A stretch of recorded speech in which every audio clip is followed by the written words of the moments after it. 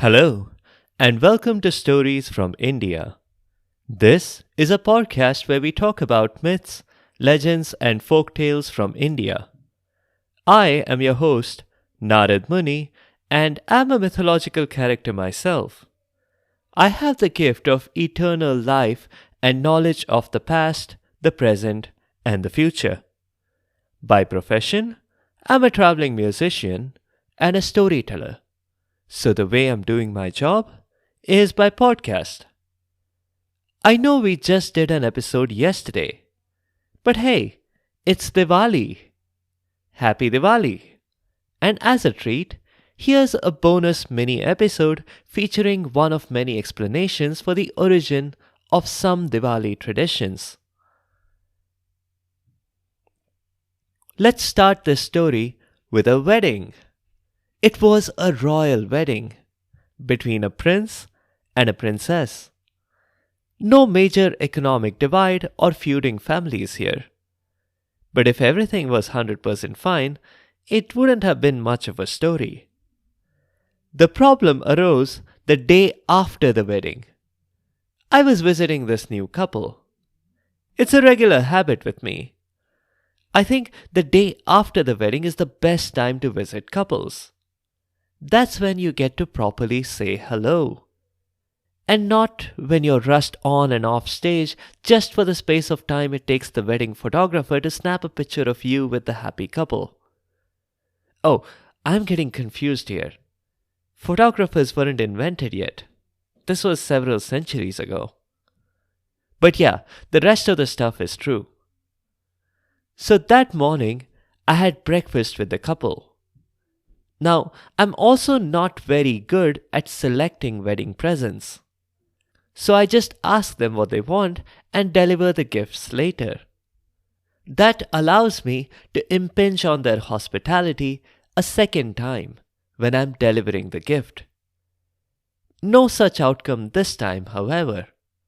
The bride, let's call her Dulhan, didn't ask for anything material.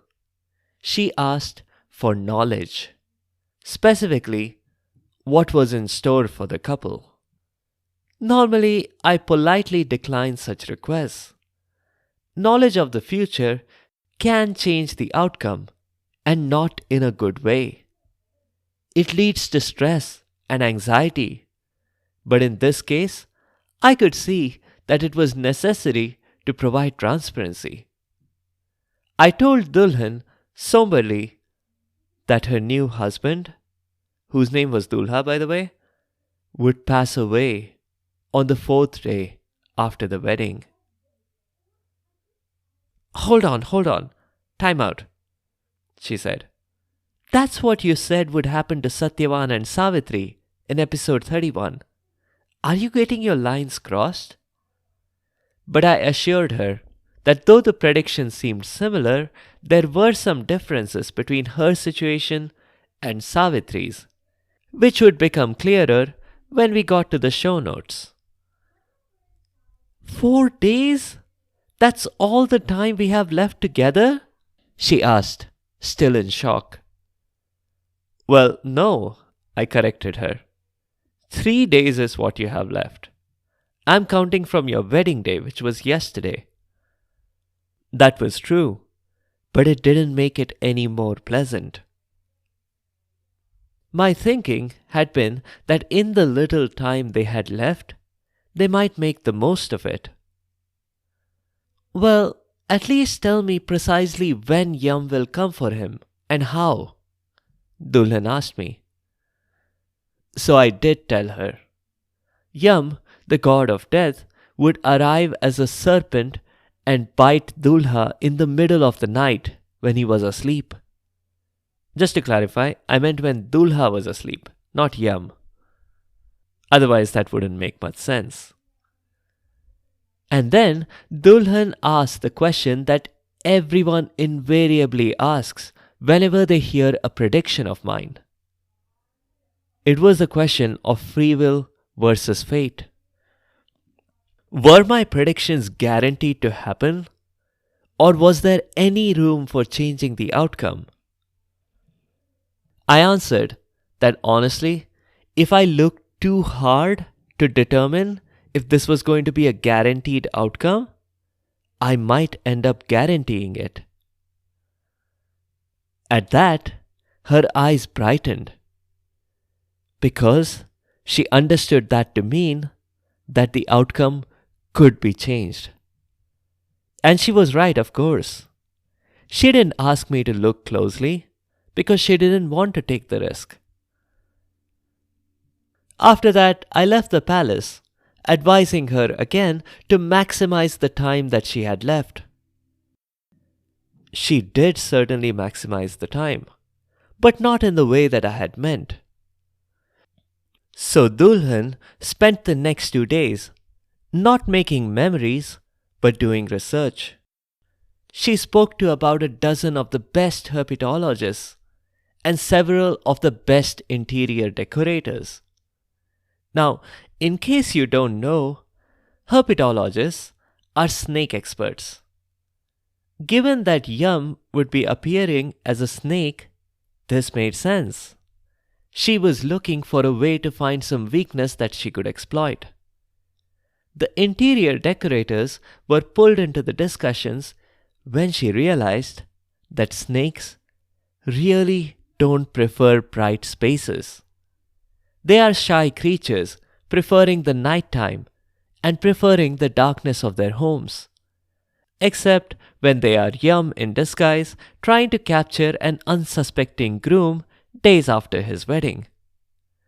But anyway, the snake's preference for darkness caught Dulhan's attention. And that's where the interior decorators came in.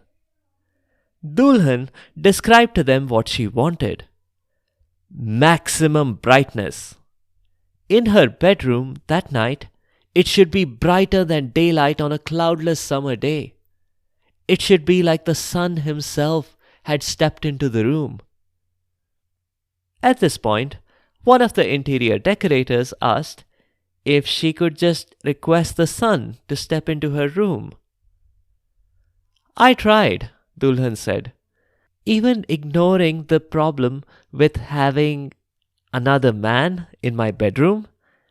Surya, the sun god, is on holiday, so that's not going to work. A few other interior decorators suggested the next best thing. Lights. Lots of candles and lamps. Dulhan shook her head. That would not be bright enough. Then one apprentice interior decorator, who had been hesitant to speak, finally raised her hand. She said they could try amplifying the light by reflection. With mirrors? No. Metal. Lots of metal. Gold, preferably. But other kinds were perfectly fine too. They just had to be shiny. So, with a few hours remaining, Dulhan went about buying every bit of metal she could find. She also got her jewelry, the silverware, the dishes they ate out of. As evening approached and Dulha entered the bedroom, he protested that if Yum didn't kill him, he was certainly going to go blind here. The room was full of metal, of all kinds, and candles and lamps strategically placed so as to cause maximum reflection. At least I can put on an eye mask and sleep, Dulha said. Sorry, there is no sleep for you tonight. Narada was very clear. Yum is going to bite you in your sleep. So if Yum does overcome all this brightness, he still can't bite you if you aren't sleeping. At least, I hope so. It was a good backup plan. But Dulhan need not have bothered. Her plan worked perfectly. Yum entered that night in the form of a snake. But he was so confused and disoriented that he just spent the whole night in a small golden bowl in a place where he got some relief from the brightness. Snakes do not have eyelids. So he couldn't just close his eyes to escape the brightness. In the morning, when the appointed hour of Dulha's death had passed, without any harm coming to Dulha, Yam decided to move on without his victim.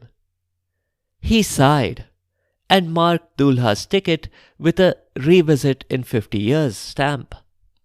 And that is how, with a clever application of science and with a sudden sharp investment in the metals industry, a bride managed to save her husband's life.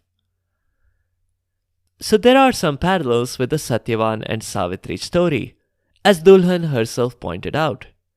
But the difference is that Savitri technically brought Satyavan back past the point of theoretical no return.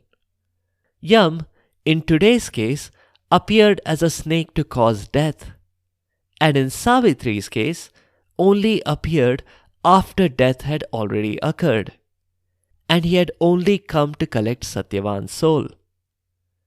The story suggests the origin for a couple of traditions: the lighting of lamps and the collection of metals. People buy metal on Dhanteras. That day had just passed this time, so I'm slightly late with this portion. But the tradition of lighting lamps is something people do on Diwali.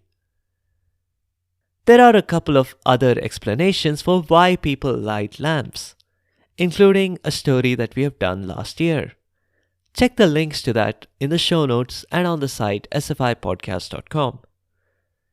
In keeping with the tradition of this show, the names of the characters are derived from the roles they play. Dulhan and Dulha are Hindi words for bride and groom. Next time, we'll go back to our regular schedule with the story of Tilotama next weekend. If you have comments or suggestions, or if there are particular stories that you would like to hear, please do let me know by leaving a comment or a review on the site sfipodcast.com or tweet at sfipodcast. You can also find me on Instagram and Facebook. Be sure to subscribe to the show to get notified automatically of new episodes. A big thank you to each and every one of you for your continued support and your feedback. The music is from purpleplanet.com. That's purple-planet.com. Again, I wish you and your loved ones a very happy Diwali. Thank you for listening, and I'll see you next time.